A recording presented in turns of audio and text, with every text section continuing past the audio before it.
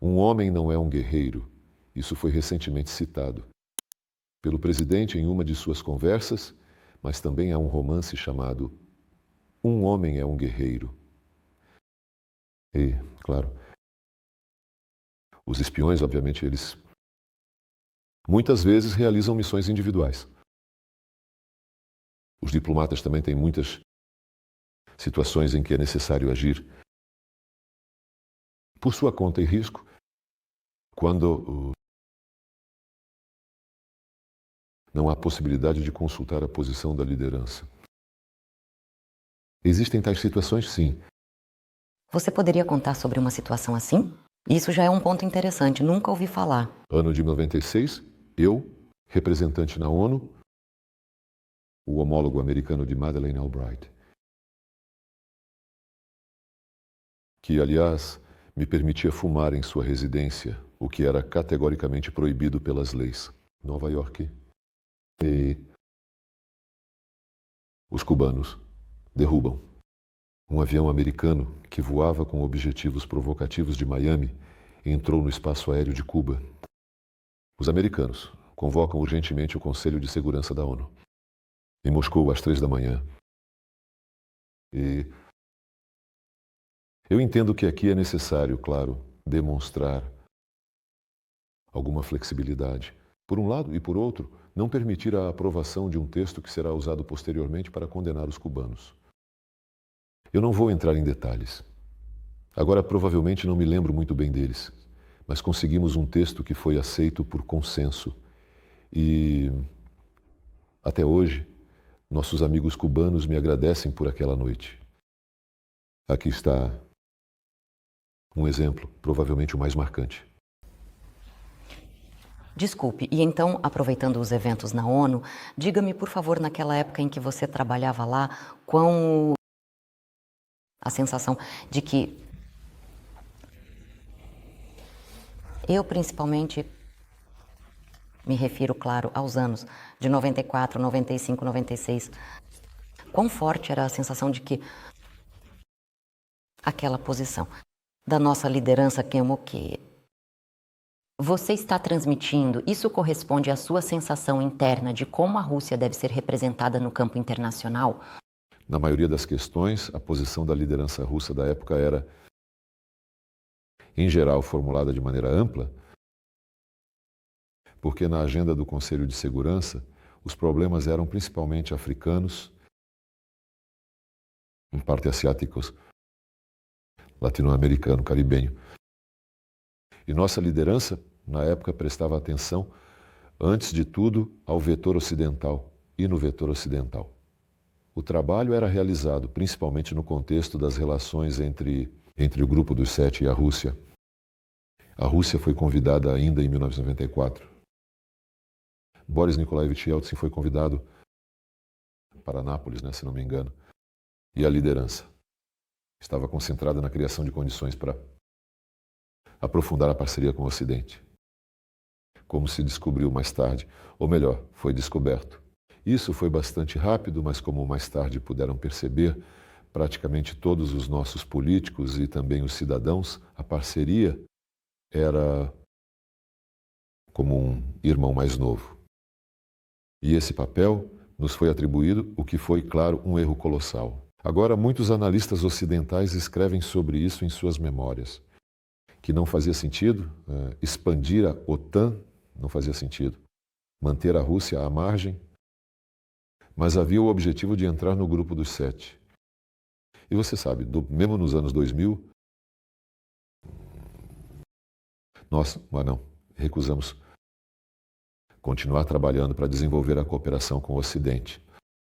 Sim, se falarmos sobre a ONU, então, claro, o maior desentendimento na minha memória, ou durante o período do meu trabalho lá foi em 1999, quando, sem qualquer discussão no Conselho de Segurança, começaram a bombardear Belgrado.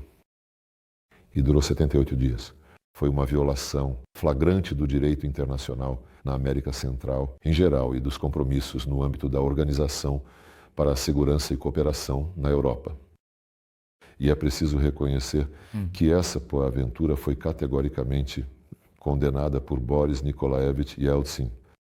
Mas isso já era em 1999, quando o ministro das Relações Exteriores era Igor Sergeyevich Ivanov. Lá antes dele, após Kozyrev, foi Yevgeny Maximovich Primakov, nosso grande professor. E começando com Primakov, claro, as ações de política externa começaram a sofrer mudanças na direção da multipolaridade, que naquela época ainda não era assim chamada, mas que depois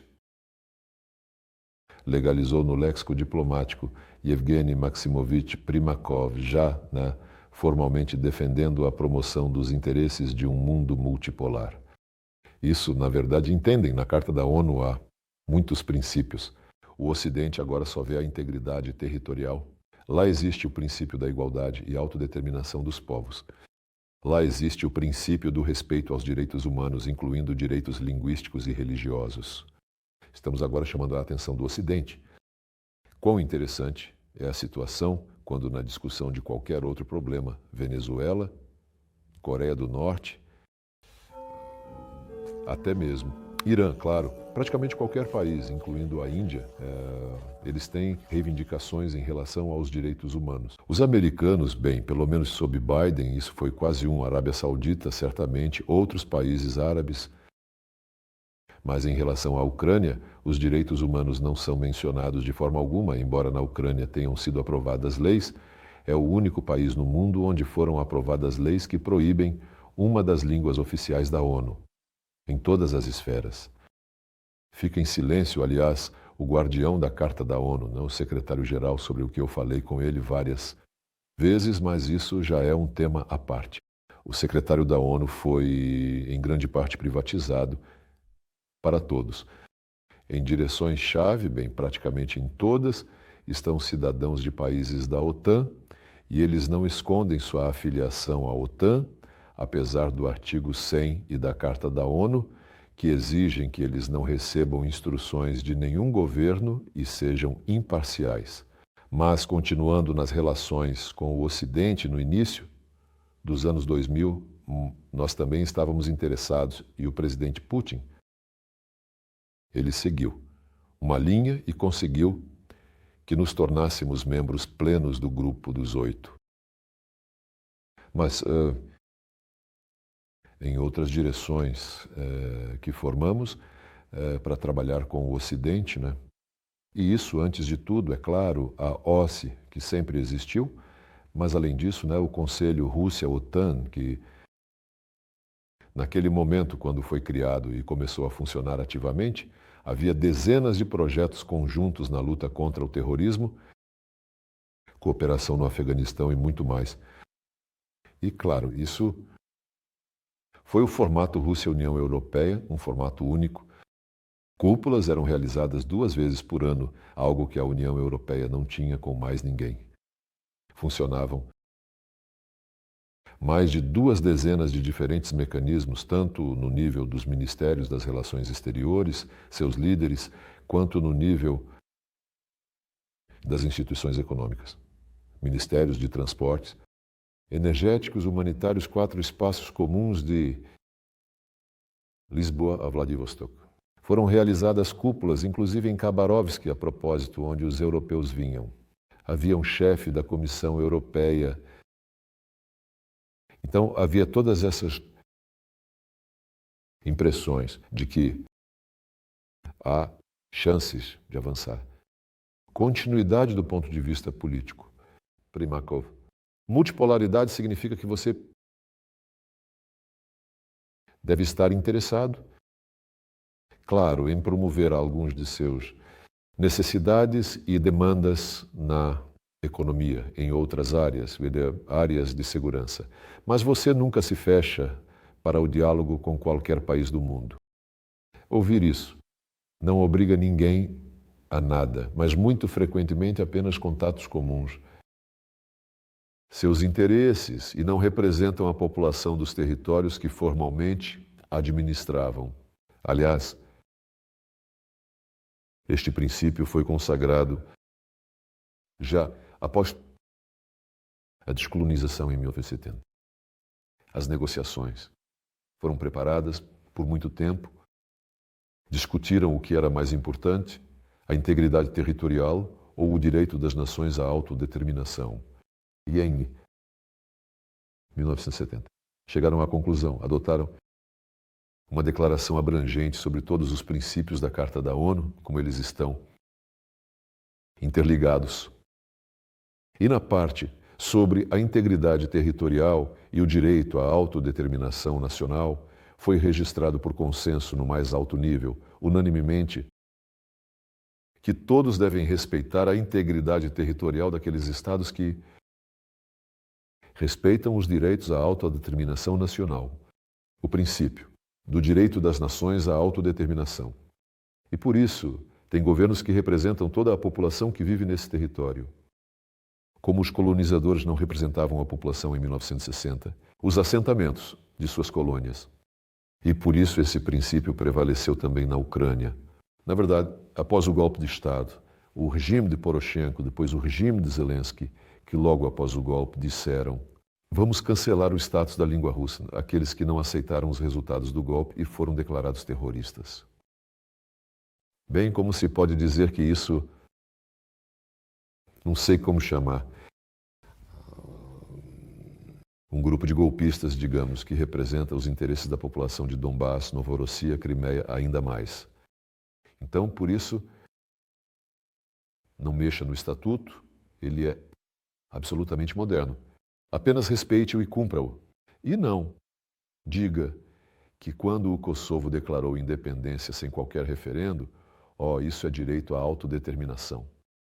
Mas quando a Crimeia realizou um referendo transparente, com a participação de centenas de observadores europeus, parlamentares, figuras públicas, isso já significa uma violação do princípio da integridade territorial da Ucrânia. Duplicidade, cinismo, hipocrisia, infelizmente, é com isso que temos que lidar.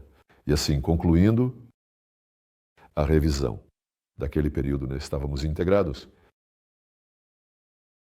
Mais uma vez enfatizo, não ignorando todas as outras direções orientais e meridionais da nossa política, mas estávamos integrados em uma série de mecanismos de relações com o Ocidente, como nenhum outro grupo de países, com a OTAN, com a União Europeia, o G8. Naquele período, em nossa política externa, tínhamos, mais uma vez digo, os mecanismos de cooperação mais desenvolvidos. Em outras direções, havia comissões bilaterais, ainda temos, é verdade, com os países da ASEAN, um encontro anual, mas estruturas tão organizadas, tão simplesmente integrados na estrutura dos mecanismos governamentais, isso não existia com mais ninguém. E tudo isso foi sacrificado de uma só vez. Um golpe para transformar esse país em uma base, para criar ameaças militares contra nós, integrá-lo à OTAN e muito, muito mais. Nós não estávamos cegos. Em 2007, o presidente já havia alertado em Munique: sim, pessoal, nós trabalhamos com vocês, com a OTAN, com a União Europeia e com o G7, já sendo membros do G8. Em breve, mas não façam de nós ingênuos e não nos tomem por aqueles que não entendem nada e não veem nada. Ninguém conseguiu, mas mesmo assim continuamos. E eles possuíam. Putin, com muita paciência, em inúmeras reuniões explicava a cada país, parceiro do bloco ocidental, o que ele quis dizer em seu discurso em Munique, caso alguém não tenha entendido. E até o último momento, ainda dávamos a eles a chance de evitar um conflito quente, quando em dezembro de 2021 dissemos a eles que estavam procrastinando os acordos de Minsk e disseram que não era assim. Vocês estão criando ameaças à nossa segurança. Vamos assinar um tratado de segurança europeia, onde essa segurança será garantida sem qualquer envolvimento de qualquer um na sua OTAN. Fomos ignorados, Ange. Eu mesmo me encontrei ainda em janeiro de 2022 com Blinken. Ele disse: não, nós só podemos que o número de mísseis de médio alcance que colocaremos na Ucrânia será, de certa forma, limitado. E isso é tudo. E a mesma hipocrisia, a mesma impunidade, a mesma exclusividade, superioridade, eu diria assim. E então, a que tudo isso levou? Não é em vão, pois o presidente, ao discursar no ano passado, em um de seus grandes eventos, disse que, como era antes de fevereiro de 2022, nunca mais será. Ou seja, ele tinha esperança até fevereiro. Já provavelmente entendendo a futilidade dessas esperanças, mas ele lhes deu uma chance até o último momento. Bem, sentem-se à mesa, vamos negociar sobre segurança, incluindo a segurança da Ucrânia, mas de forma que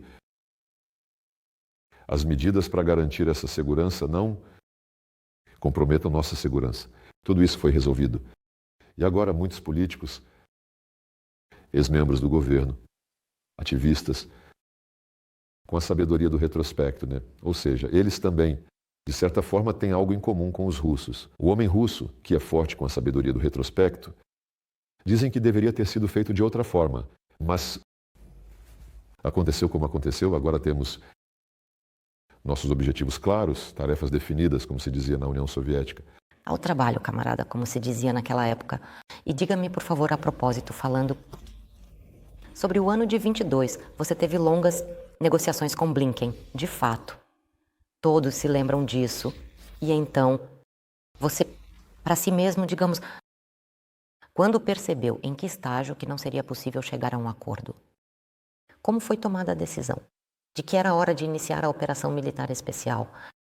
Passou-se ainda um mês entre suas negociações com Blinken. Bem, provavelmente sim, cerca de um mês. Você sabe, eu esperava que a razão, o bom senso prevalecesse. Prevaleceu o orgulho.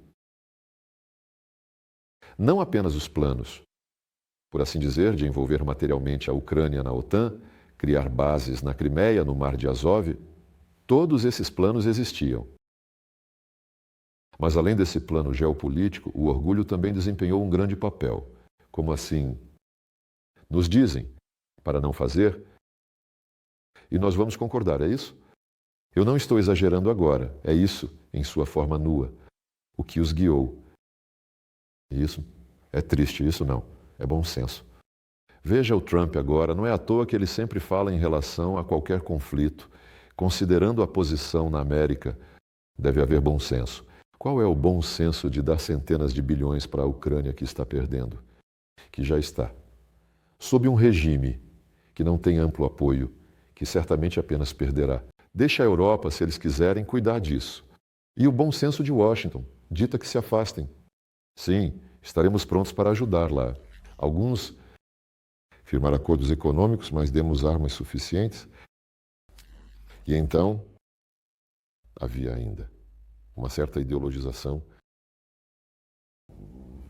E isso desempenhou um papel significativo. Ah, o orgulho. O orgulho desempenhou um papel naqueles trágicos eventos nos quais o Ocidente se envolveu. Falando sobre o tempo atual, lembramos que nosso presidente disse que a bola está do lado deles. E para muitos ainda assim, Riad foi uma grande surpresa. Que trabalho preliminar você realizou e quando começou para que essas negociações acontecessem? Não houve nenhum trabalho preliminar. Os presidentes se falaram por telefone, por iniciativa de Trump. Então, aquela bola que Putin passou para ele em 2018, em Genebra, acho eu, na conferência de imprensa, após a realização da Copa do Mundo, e então a bola, que era a bola oficial da FIFA, foi passada na conferência de imprensa. Trump a pegou, girou e jogou para os membros de sua delegação que estavam sentados à sua frente. E todos nós partimos do princípio de que não foi Trump, claro que cortou as relações, mas Biden é um único país. E Trump estava plenamente ciente disso e ligou por conta própria. Antes disso, ele enviou para cá alguém próximo a ele, Um conselheiro para uma conversa, literalmente na véspera, muito detalhada. E então, durante a conversa telefônica, concordaram, por sugestão dele, em se encontrar em Istambul. Fomos para lá, acho que 3 dias após a conversa telefônica, então não houve nenhuma preparação. Bem, quero dizer bilateral. Claro, cada equipe se preparou e nós, no Ministério das Relações Exteriores e eles no Departamento de Estado, tivemos uma conversa. Normal, de 2 delegações, completamente normais. E o surpreendente é que essa normalidade foi percebida como uma sensação, o que significa que nossos parceiros ocidentais, durante o mandato de Biden, conseguiram levar a opinião pública mundial a um estado em que considera uma conversa normal como algo extraordinário. Nunca pensaremos da mesma forma sobre cada questão da política mundial. E isso nós reconhecemos em Riad e os americanos também reconheceram. Eles mesmos, na verdade, disseram isso. Mas onde vemos uma coincidência de interesses, o bom senso sugere que é tolice não usar a coincidência de interesses para traduzir essa coincidência em ações práticas e obter um resultado mutuamente benéfico. E onde os interesses não coincidem, isso também, disse Marco Rubio, onde os interesses não coincidem, é dever das potências responsáveis não permitir, para que essa divergência não se degrade em confronto.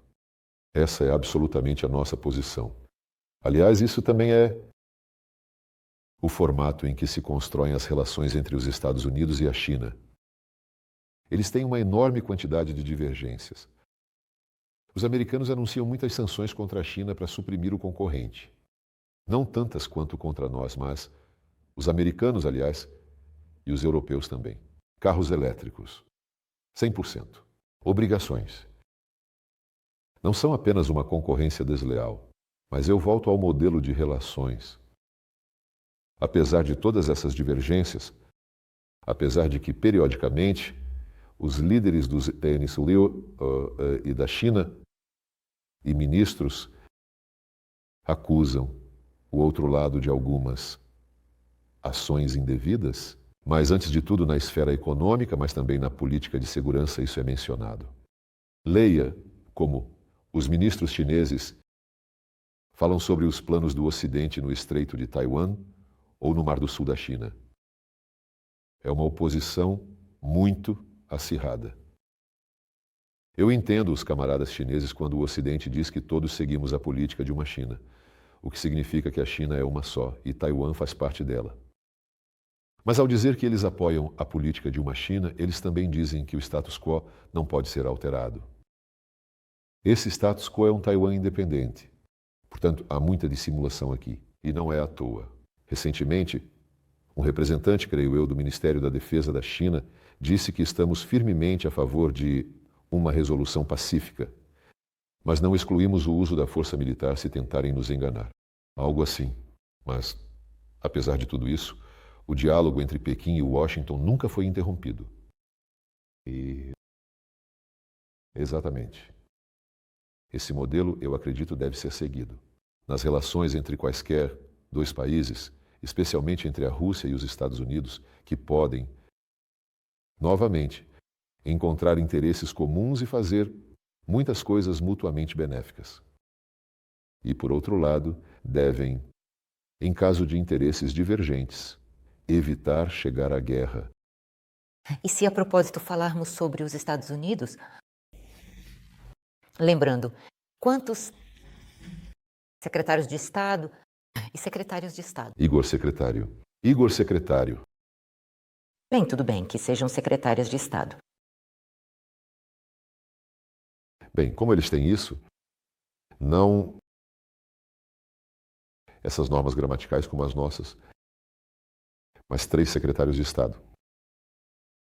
Bem, não é ofensivo para uma mulher ser chamada no gênero masculino. Secretário de Estado é do gênero masculino. Aqui, existe uma nuance sutil quando...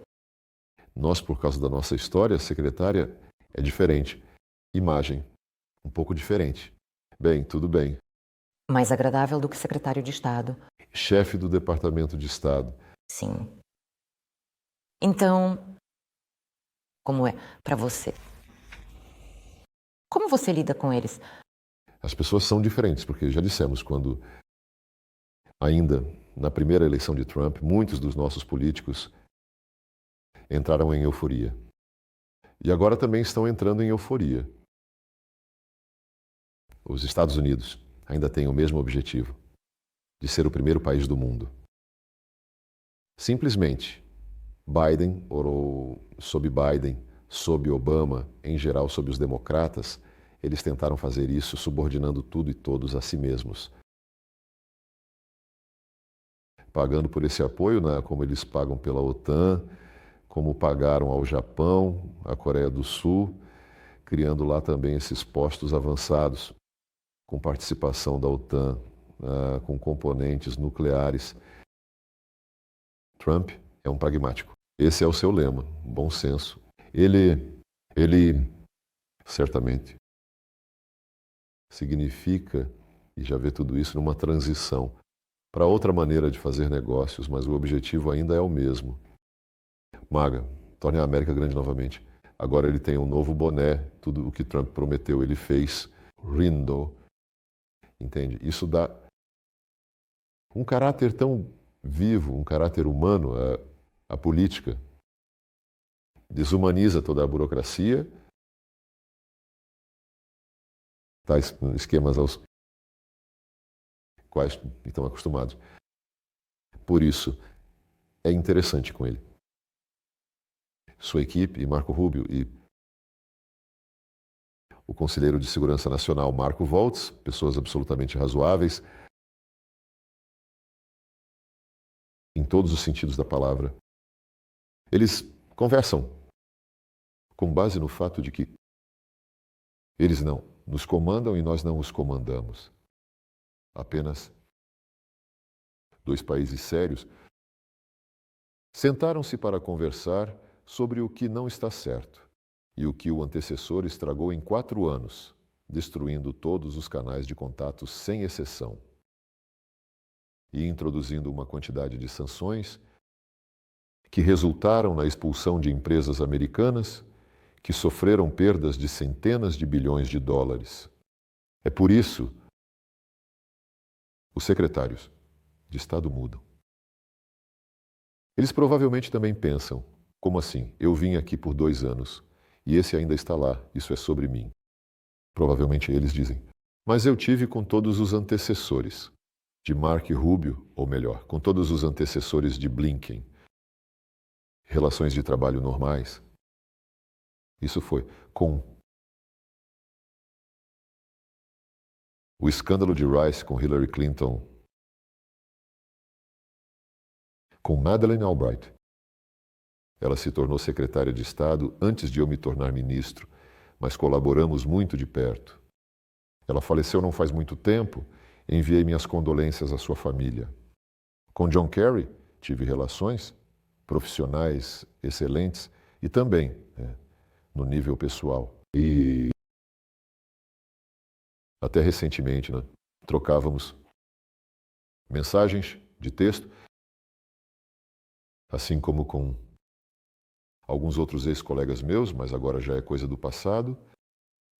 Alguns deles, digamos, não John Kerry, outro meu, ex-colega, enviou condolências em relação ao atentado no Kroc City Hall, mas acrescentou, olha, só não divulgue isso, publicamente. Veja até onde Biden levou as coisas. E toda essa europeia burocracia de Bruxelas, não eleita por ninguém. Que escândalo, já que ainda participávamos quando... Bem, nunca, ainda permanece a tradição de encontro da ASEAN com seus parceiros. Lá estão os EUA, China, Japão, Índia, Austrália, Rússia. Isso. Uma vez por ano, esses encontros de ministros das relações exteriores acontecem. Havia até recentemente uma tradição, mas ela foi interrompida com a Covid, quando cada delegação inventava algum número para o jantar de gala, nós sempre escrevíamos esquetes. Essa tradição foi iniciada por Yevgeny Maximovich Primakov, que, um ano antes do meu, não, ainda 3 anos antes do meu retorno, junto com Madeleine Albright, fizemos uma paródia, baseada no enredo da história de Versalhes. Ele interpretava um personagem masculino e Madeleine cantava pelo feminino. Você sabe, nisso havia, claro, algo assim, talvez por camaradagem, até certo ponto, mas isso nos unia naquela época. Outra questão é que essa atmosfera calorosa de comunicação não ajudava a superar aquela profundidade principal, a contradição que consistia no fato de que para nós era inaceitável o constante avanço da OTAN para o leste, mas mesmo assim Rice é um escândalo. Nós fazíamos a paródia, a nossa delegação, e ela representava os americanos. No piano ainda existem fotografias, estamos com ela, e um grande anúncio assim, lá está ela sentada ao piano. Houve conversas muito úteis, interessantes e honestas, embora não concordássemos em tudo, e assim nos influenciávamos mutuamente. O mesmo aconteceu com Hillary Clinton.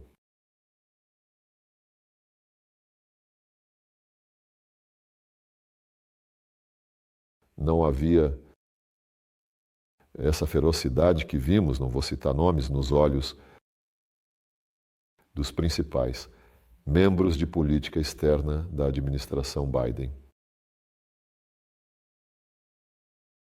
E com John Kerry provavelmente batemos recordes. Alguém dos nossos colegas, em um ano, em algum ano foram 59 ou 60. Em 2015, né, sob a orientação de Obama e Putin, foi acordado a adesão da Síria à Organização para a Proibição de Armas Químicas. A destruição dos estoques dessa arma, o que foi feito, pelo qual essa organização recebeu o Prêmio Nobel da Paz.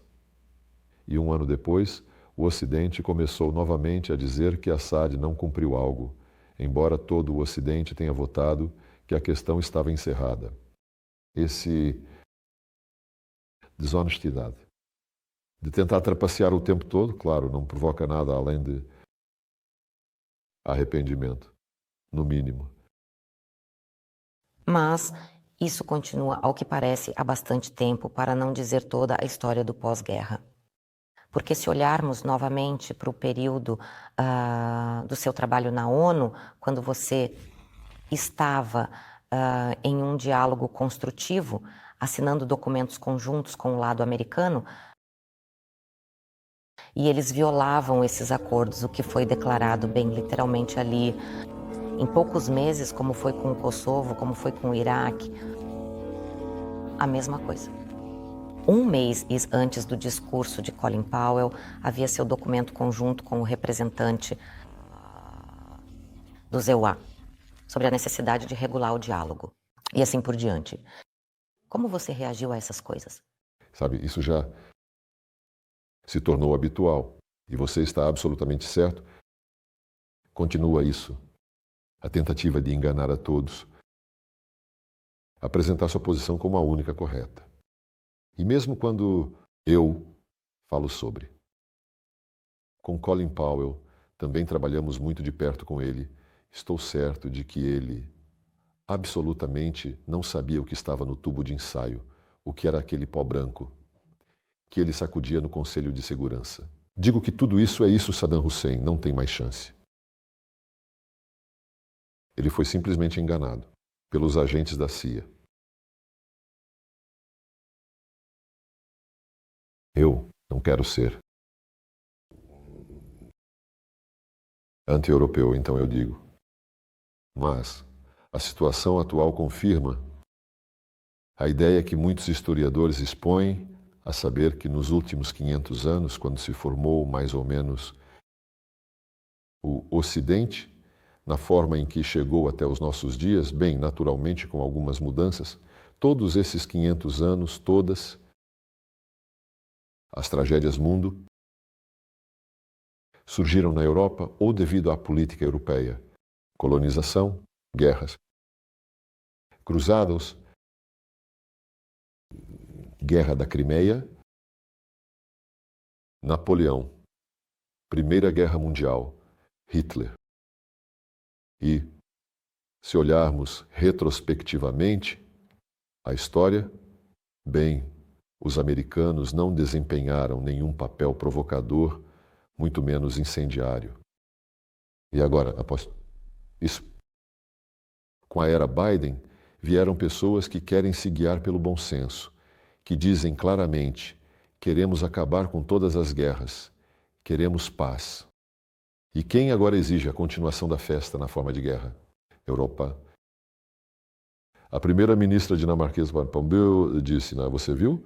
Sim, para a Ucrânia, agora a paz é pior que a guerra. Starmer, que foi atrás de Macron para convencer Trump de que não é necessário terminar essa história tão rapidamente, e ao mesmo tempo se gabou de que este ano a Grã-Bretanha está fazendo sua maior contribuição em forma de armas para a Ucrânia, ou seja, uma contradição direta. Trunfou e declaram que vamos continuar a fornecer. Macron está correndo com algumas, sim, Starmer também. Agora estamos falando sobre os pacificadores, estamos preparando tantos milhares, vamos fornecer cobertura aérea para esses pacificadores. Isso também é audácia, porque, em primeiro lugar, ninguém nos pergunta. Mas Trump entende tudo. Trump disse que agora é cedo para falar sobre quando haverá uma resolução. Esse assunto pode ser discutido, mas será necessário o consentimento das partes. Comporta-se corretamente. E esses caras, assim como esse plano de pacificadores na Ucrânia, é uma continuação da incitação do regime de Kiev à guerra contra nós. Assim como eles pisotearam os acordos de Minsk, que admitiram recentemente seus coautores não pretendiam que nosso vizinho ocidental cumprisse. Assim como eles, em forma de armas, trouxeram ao poder em suas baionetas. Primeiro Poroshenko, depois Zelensky, como eles incitaram Zelensky a dar uma volta de 180 graus, embora talvez a análise... Lena Baerbock poderia considerar isso como 360, não, mas ele deu uma volta de 180. E de uma pessoa que chegou ao poder com slogans de paz. Com slogans. Deixem o idioma russo em paz, é nossa língua comum, nossa cultura comum, tudo isso está na internet. E em 6 meses se transformou em um verdadeiro nazista. E como corretamente disse nosso presidente, traidores do povo judeu. Exatamente como agora, como eles o levaram ao poder com baionetas e o empurram para frente, eles agora também querem apoiá-lo com suas baionetas na forma de unidades de manutenção da paz. Mas isso significará que as causas primárias não desaparecerão. Porque nós, quando perguntamos o que queremos, nós não queremos. Perguntamos a esses pensadores e o que acontecerá com essa parte que vocês tomarão sob seu controle, hipoteticamente? Bem, nada, lá ficará da Ucrânia. E eu perguntei a um camarada. Eu pergunto, e lá o idioma russo será proibido? Ele não disse nada. Eles não conseguem pronunciar uma palavra de condenação sobre o que não aconteceu. Nenhum outro idioma sofreu tanta agressão. Bem, imagine, se na Suíça proibissem o francês ou o alemão. Ou melhor ainda, se na Irlanda proibissem o inglês. Agora, os irlandeses lá querem um pouco de autodeterminação. Então eles tentaram proibir o inglês, agora toda a ONU estaria agitada por todas as suas colunas exigindo que condenassem a Irlanda. Mas aqui pode, aqui pode. Então, isso, veja, você lhes diz na cara e eles não respondem nada. É exatamente como eu Já estou há quase 3 anos publicamente, em reuniões da ONU e encontrando-me com a imprensa, pedindo ajuda para conseguir qualquer informação sobre Bucha. Uma tragédia que foi usada para nos cercar com sanções. Eu digo, bem, pessoal, essas cenas foram mostradas pela BBC 2 dias depois de já não haver nenhum dos nossos militares lá. Então, agora estamos pedindo apenas uma coisa. Eu já perdi a esperança de algo mais. Podemos ver a lista das pessoas cujos corpos vocês mostraram no canal BBC? Eu até pedi isso publicamente ao secretário-geral da ONU em uma reunião do Conselho de Segurança. E não foi apenas uma vez. Também, da última vez que estive em Nova York na sessão da Assembleia Geral, tive uma conferência de imprensa final. Com toda a imprensa mundial presente, havia cerca de 70 pessoas.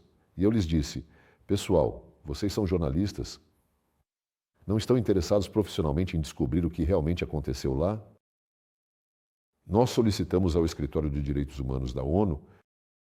Eles têm dentro desse escritório missões sobre a Ucrânia, que foram criadas sem consenso e sem consultar ninguém. Solicitamos oficialmente informações sobre os nomes das pessoas que foram mostradas lá já em estado morto. Não há nenhuma reação, absolutamente. E os jornalistas, eu também, eu meio que os envergonhei de certa forma. Já tinham se passado 2 anos e meio após essa tragédia, quando essa cena foi exibida nas telas da BBC e nas redes sociais. Foi uma explosão de notícias. 3 dias e tudo passou. Eu digo, o que disseram para vocês ficarem quietos? Eu conheço bem metade deles, eles trabalham lá há muito tempo.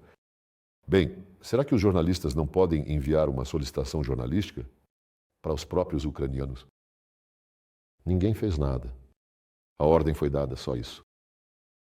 Provavelmente, com a Geórgia, supomos, acreditamos que a Geórgia era um projeto do ZEU, que a Ucrânia era um projeto do ZEUA, mas agora parece que o cenário está mudando.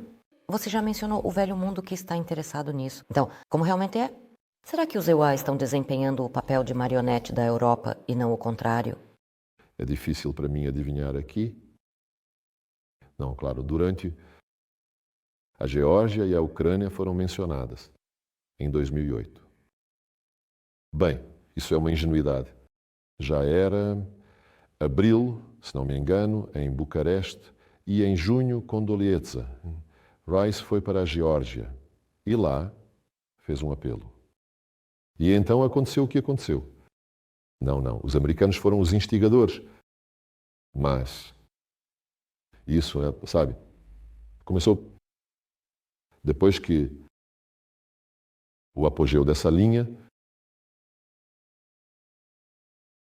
a política do apogeu, essa é a política do Zeleiwan. Foi alcançada com os democratas quando os ultraneoliberais. Então, aqui não, os Zeleiwan não estão a serviço de ninguém, claro. Apenas, agora, Trump não precisa disso. Ele quer ter influência onde há benefício para a América. Isso não é normal? Acho que é normal. Lembrando o ano de 2008, pode-se notar uma coisa bastante interessante. Você sempre é extremamente correto em suas declarações, você é um exemplo de linguagem diplomática. Em 2008 houve, se olharmos os textos de seus discursos, uma gradação. Você permaneceu sem dúvida igualmente correto, mas suas formulações em relação aos nossos parceiros estrangeiros, como era costume dizer na época, tornaram-se muito mais incisivas. Foi uma decisão consciente. Ou uma transição deliberada para a linguagem deles, ou foi algo interno? Não, bem, você sabe, afinal, os profissionais na diplomacia, eles, pelo menos eu